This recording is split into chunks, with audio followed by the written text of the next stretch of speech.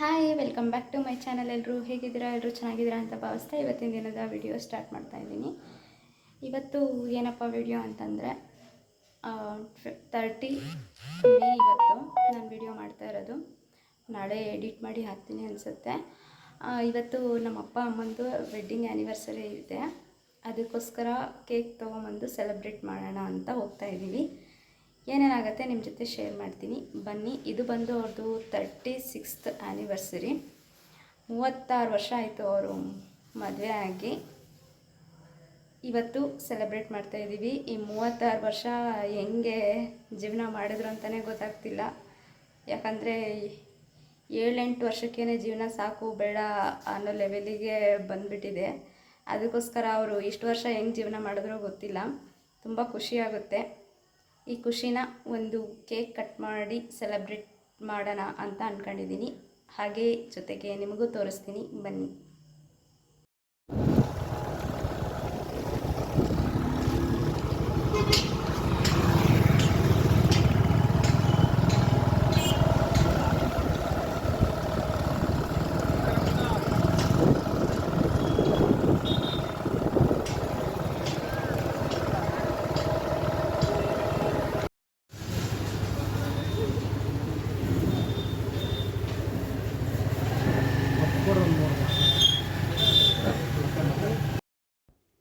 ಅಪ್ಪ ಅಮ್ಮನ ಆ್ಯನಿವರ್ಸರಿ ಇತ್ತು ಅಂತ ಹೇಳಿಬಿಟ್ಟು ಕೇಕ್ ತೊಗೊಂಡು ಇಬ್ಬರು ನಮ್ಮ ಮನೆಗೆ ಬಂದಿದ್ದೀವಿ.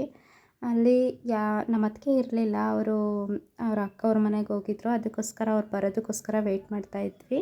ಅವರು ಇನ್ನೂ ಸ್ವಲ್ಪ ಹೊತ್ತಲ್ಲಿ ಬರ್ತೀವಿ ಅಂತಂದರು. ಸೊ ಅವ್ರು ಬರೋವರೆಗೂ ವೆಯ್ಟ್ ಮಾಡೋಣ ಅಂತ ವೆಯ್ಟ್ ಮಾಡ್ತಾಯಿದ್ವಿ. ಇದು ಹಾಕ್ಕೊಂಡಿದ್ದೀನಲ್ಲ ಮಾಪು, ಅದು ಬಂದ್ಬಿಟ್ಟು ನನ್ನ ಸೊಸೆ ಮುದ್ದುದು. ಅವಳಿದ್ರೆ ಅದನ್ನು ಟಚ್ ಮಾಡೋಕ್ಕೂ ಬಿಡೋಲ್ಲ ನನಗೆ. ಅವಳು ಇರಲಿಲ್ಲಲ್ಲ, ಸೊ ಅದಕ್ಕೋಸ್ಕರ ಹಾಕ್ಕೊಂಡಿದ್ದೆ. ತುಂಬ ಚೆನ್ನಾಗಿ ಅನಿಸುತ್ತೆ ಅದು. ಅದನ್ನು ರೀಲ್ಸಲ್ಲೆಲ್ಲ ತುಂಬ ನೋಡ್ತಿದ್ದೆ ನಾನು. ಆವಾಗ ತೊಗೋಬೇಕು ಅಂತ ಅನ್ನಿಸ್ತಿತ್ತು, ತೊಗೊಂಡಿರಲಿಲ್ಲ. ಅವಳಿಗೆ ಅದು ಅವ್ರ ಮಾಮ ಕೊಡಿಸಿರೋದು. ನಂಗೆ ಒಂದಿನನೂ ಹಾಕ್ಕೊಳ್ಳೋಕೆ ಬಿಟ್ಟಿಲ್ಲ ಅವಳು. ಇವತ್ತೇ ಫಸ್ಟು ನಾನು ಅದನ್ನು ಹಾಕ್ಕೊಂಡಿರೋದು.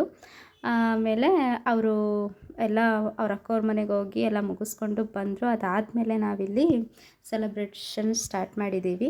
ನೋಡ್ತಾ ಇರ್ಬೋದು, ಕೇಕ್ ನಾನೇ ನೋಡಿರಲಿಲ್ಲ, ಅಲ್ಲಿ ಅಂಗಡಿಲಿ ಹಂಗೆ ಪ್ಯಾಕ್ ಮಾಡಿಕೊಟ್ಟಿದ್ರು. ಇವಾಗ ಬಂದು ನೋಡಿದ್ದು. ಹ್ಯಾಪಿ ಆ್ಯನಿವರ್ಸರಿ ಅಪ್ಪ ಅಮ್ಮ ಅಂತ ಹೇಳ್ಬಿಟ್ಟು ಹಾಕ್ಸಿದೆ.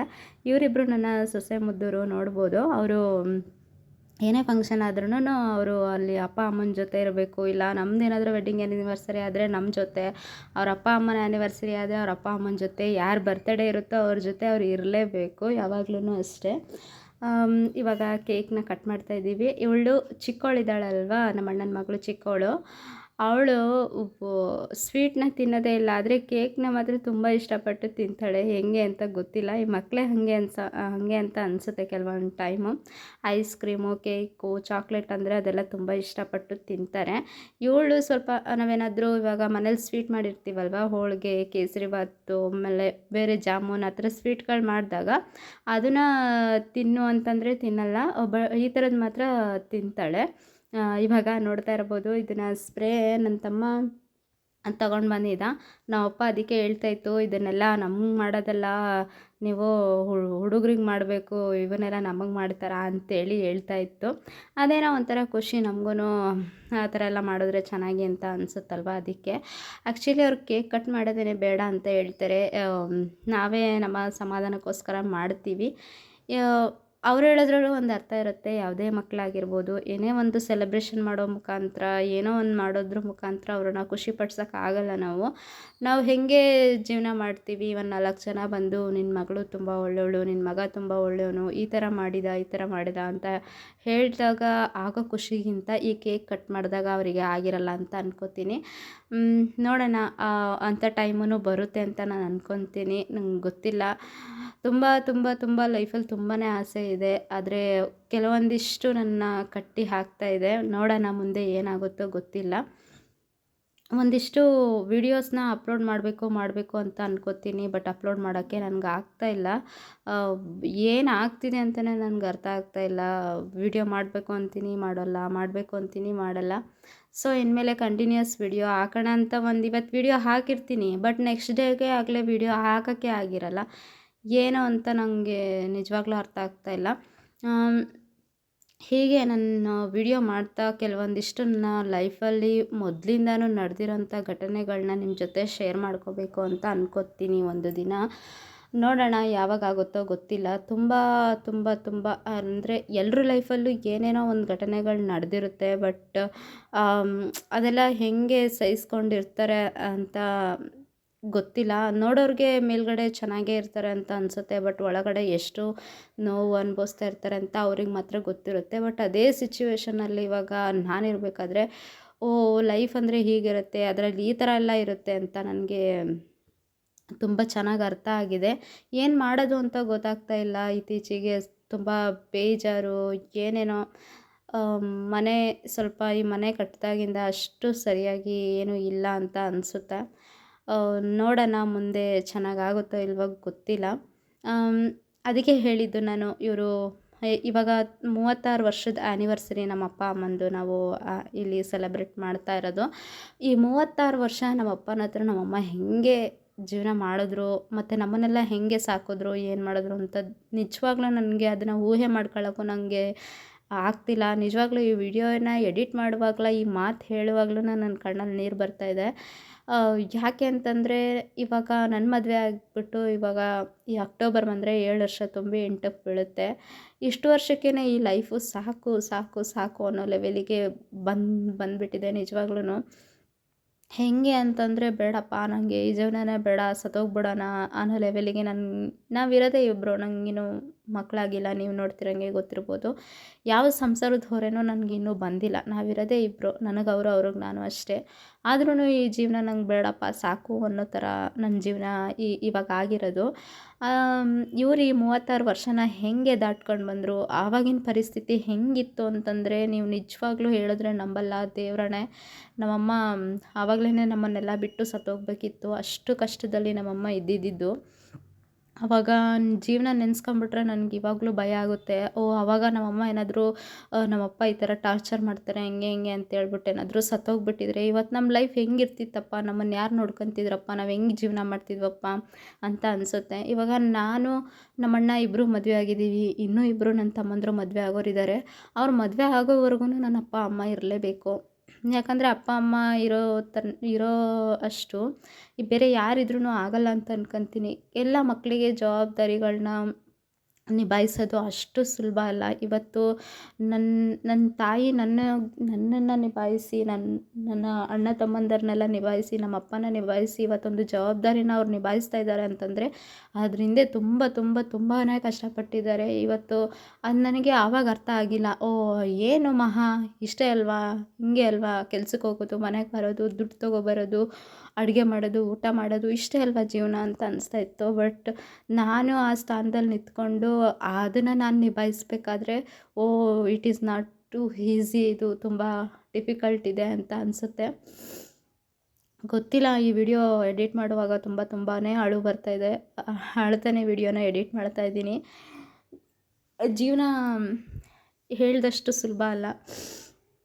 ಇಡೀ ನನ್ನ ಫ್ಯಾಮಿಲಿನ ನಿಮಗೆ ತೋರಿಸಿರ್ತೀನಿ. ಹೊಸ್ದಾಗಿ ನೋಡೋರಿದ್ದರೆ ಇವಾಗ ಕೇಕ್ ತಿನ್ನಿಸಿದ್ದು ನಮ್ಮ ಅಣ್ಣ ಅತ್ತಿಗೆ ನೋಡಿರ್ಬೋದು. ಅವ್ರ ಮಕ್ಕಳನ್ನೇ ಅವರಿಬ್ಬರು. ತುಂಬ ಖುಷಿ ಆಗುತ್ತೆ ಕೆಲವೊಂದಿಷ್ಟು ಮೂಮೆಂಟಲ್ಲಿ.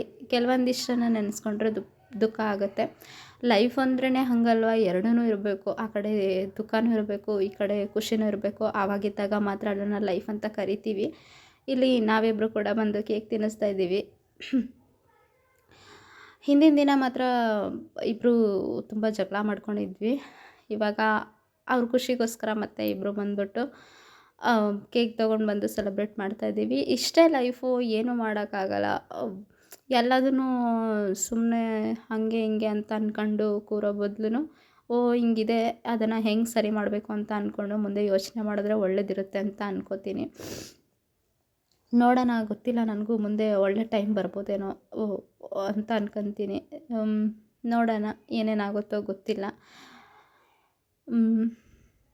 ತುಂಬ ತುಂಬ ತುಂಬ ಖುಷಿಯಾಗುತ್ತೆ. ಈ ವಿಡಿಯೋ ಮುಖಾಂತರ ನನ್ನ ಅಪ್ಪ ಅಮ್ಮಂಗೆ ಧನ್ಯವಾದ ಹೇಳೋಕ್ಕೆ ಇಷ್ಟಪಡ್ತೀನಿ. ಯಾಕಂದರೆ ಇಷ್ಟು ವರ್ಷ ನಮ್ಮನ್ನೆಲ್ಲ ಸಹಿಸ್ಕೊಂಡು, ನಾವು ಮಾಡೋ ಕಾಟಗಳನ್ನ ಸಹಿಸ್ಕೊಂಡು ಇವತ್ತುವರೆಗೂ ಅಷ್ಟೇ, ಏನಾದರೂ ಜಗಳ ಮಾಡಿದ್ವಿ, ಏನೋ ಮಾಡಿದ್ವಿ ಅಂತಂದ್ರೂ ಅದಕ್ಕೂ ಸಮಾಧಾನ ಮಾಡಿಕೊಂಡು ಇದು ಹಂಗಲ್ಲ, ಇದು ಹಿಂಗಲ್ಲ ಅಂತೆಲ್ಲ ಹೇಳ್ಕೊಂಡು ಎಲ್ಲಿ ನಾವು ನಮ್ಮ ಜೀವಕ್ಕೆ ಏನು ಮಾಡ್ಕೊಬಿಡ್ತೀವೋ ಅಂತ ಅವರು ದುಃಖ ಪಟ್ಕೊಂಡು ನಮಗೋಸ್ಕರ ಕಾಯೋದು, ನಮ್ಮ ಬಗ್ಗೆ ಯೋಚನೆ ಮಾಡೋದು. ಇಷ್ಟು ವಯಸ್ಸಾದ್ರೂನು ಅವರು ಅಷ್ಟೆಲ್ಲ ರೆಸ್ಪಾನ್ಸಿಬಿಲಿಟಿನ ತಗೊಳ್ಳೋದು ನನಗೆ ನಿಜವಾಗ್ಲೂ ನಾನು ಅದನ್ನೆಲ್ಲ ನಿಭಾಯಿಸ್ತೀನಿ, ಇಷ್ಟು ವರ್ಷದ ತನಕ ನಿಭಾಯಿಸ್ತೀನಿ ಅಂತ ನನ್ನ ಮೇಲೆ ನನಗೆ ನಂಬಿಕೆ ಇಲ್ಲ. ಯಾಕಂದ್ರೇ ಇಷ್ಟಕ್ಕೇ ನನಗೆ ಜೀವನ ಸಾಕು ಸಾಕು ಅಂತ ಅನ್ಸೋಗಿದೆ ಅಂತಂದರೆ, ಇನ್ನು ಇವರಷ್ಟು ತನಕನೂ ನಾನು ಇನ್ನೂ ಏನೇನೆಲ್ಲ ನೋಡ್ಬೋದು, ಏನೇನೆಲ್ಲ ಅನುಭವಿಸ್ಬೋದು, ಏನೇನೆಲ್ಲ ನನ್ನ ಜೀವನಕ್ಕೆ ಸಾಕು ಸಾಕು ಅಂತ ಅನಿಸ್ಬೋದು ಅಂತ ಅನಿಸಿದೆ. ಅದಕ್ಕೆ ಅವರಿಗೆ ಹ್ಯಾಂಡ್ಸ್ ಆಫ್ ಹೇಳ್ತೀನಿ. ನನ್ನ ಅಪ್ಪ ಅಮ್ಮ ಮಾತ್ರ ಅಲ್ಲ, ಈ ಜಗತ್ತಲ್ಲಿರೋ ಎಲ್ಲ ತಂದೆ ತಾಯಿನೂ ಅಷ್ಟೇ. ಅವರ ಮಕ್ಕಳಿಗೋಸ್ಕರ ಎಷ್ಟೇ ಶ್ರಮ ಪಟ್ಟಿರ್ತಾರೆ, ಎಷ್ಟು ಕಷ್ಟಪಟ್ಟಿರ್ತಾರೆ, ಎಲ್ಲನೂ ಅರ್ಥ ಮಾಡ್ಕೊಬೇಕು. ಒಂದು ಮೂಮೆಂಟಲ್ಲಿ ಏನಾಗುತ್ತೆ ಅಂತಂದರೆ ಯಾವುದೂ ಅರ್ಥ ಆಗೋಲ್ಲ. ಕೆಲವೊಂದು ಸಲ ನಾವು ಮಾಡೋದೇನೆ ಸರಿ, ಇದೇ ಸರಿ, ಇದೇ ಸರಿ ಅಂತ ಅನಿಸ್ತಾ ಇರುತ್ತೆ. ಅದೆಲ್ಲ ತಪ್ಪು. ಯಾವುದಕ್ಕೂ ಹಿಂದೆ ಮಾರ್ಗದರ್ಶನವಾಗಿ ಹಿರಿಯರು ಇರಲೇಬೇಕು. ನಾವು ಯಾವತ್ತೂ ಅವ್ರ ಮಾತುಗಳನ್ನ ಕೇಳಿಕೊಂಡು ಅವ್ರ ದಾರೀಲಿ ನಾವು ಯಾವತ್ತೂ ನಡಿತೀವಿ, ಆವತ್ತು ನಾವು ಚೆನ್ನಾಗಿರ್ತೀವಿ ಅಂತ ಅನಿಸುತ್ತೆ ನಾನು ಲೈಫ್ನ ಊಹೆ ಮಾಡಿರೋ ಪ್ರಕಾರ.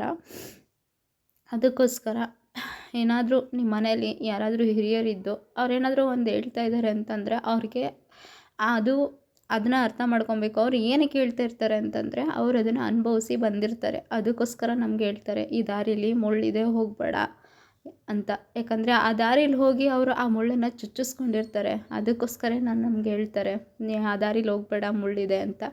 ಬಟ್ ನಾವು ಅದನ್ನು ಎಕ್ಸ್ಪೀರಿಯನ್ಸ್ ಮಾಡಬೇಕಲ್ವಾ. ಯಾಕಂದರೆ ನಾವು ಈಗಿನ ಜನ್ರೇಷನ್ ಅವರು ಜಾಸ್ತಿ ನಂಬಲ್ಲ ನಾವು. ಆ ದಾರೀಲಿ ಮುಳ್ಳಿದೆ ಅಂತ ನೀನು ಹೇಳ್ತಾ ಇದೆಯಲ್ವಾ, ನಾನು ಹೋಗಿನೇ ನೋಡ್ತೀನಿ ಅಂತ ನೋಡೋದು ಜಾಸ್ತಿ ನಾವು. ಸೊ ಇದೂ ಒಳ್ಳೆಯದೇ. ಕೆಲವೊಂದು ಪಾಠಗಳನ್ನ ಅನುಭವಿಸಿನೇ ಕಲಿಬೇಕಂತೆ. ನೋಡಿ ಕಲಿಯೋಕ್ಕೆ ಸಾಧ್ಯ ಆಗಲ್ಲ, ಮಾಡಿ ಕಲಿಯೋಕ್ಕೆ ಸಾಧ್ಯ ಆಗಲ್ಲ. ಅದನ್ನು ಜೊತೆಲಿದ್ದು ನಾವು ಅನುಭವಿಸಿ ನೋಡ್ಕೊಂಡಾಗ್ಲೇ ಕಲಿಯೋಕ್ಕಾಗೋದು. ಸೊ ಅದಕ್ಕೋಸ್ಕರ ನಾವು ಈ ಥರ ಮಾಡ್ತೀವಿ. ಏನಾಗಲ್ಲ, ಜೀವನದೊಂದು ಭಾಗ, ಜೀವನದೊಂದು ಪಾಠ, ಎಲ್ಲನೂ ಕಲಿಬೇಕು. ಇಲ್ಲೆಲ್ಲ ಮಕ್ಕಳು ನಾವು ಎಲ್ಲರೂ ಸೇರ್ಕೊಂಡು ಇದು ಸೆಲೆಬ್ರೇಷನ್ ಮಾಡಿದ್ದು ತುಂಬ ತುಂಬ ತುಂಬ ಖುಷಿಯಾಯಿತು. ಇಷ್ಟೊತ್ತು ಈ ವಿಡಿಯೋನ ನೋಡಿದ್ದಕ್ಕೆ ತುಂಬ ತುಂಬ ಧನ್ಯವಾದಗಳು. ಹೀಗೆ ನನ್ನನ್ನು ಸಪೋರ್ಟ್ ಮಾಡ್ತಾಯಿರಿ. ಇನ್ನು ಯಾವ ಥರದ ವಿಡಿಯೋಸ್ ಬೇಕು ಅಂತ ಕಮೆಂಟ್ ಹಾಕಿ, ಅದೇ ಥರದ ವಿಡಿಯೋಸ್ನ ಮಾಡೋದಕ್ಕೆ ಟ್ರೈ ಮಾಡ್ತೀನಿ. Thanks for watching to all. Bye.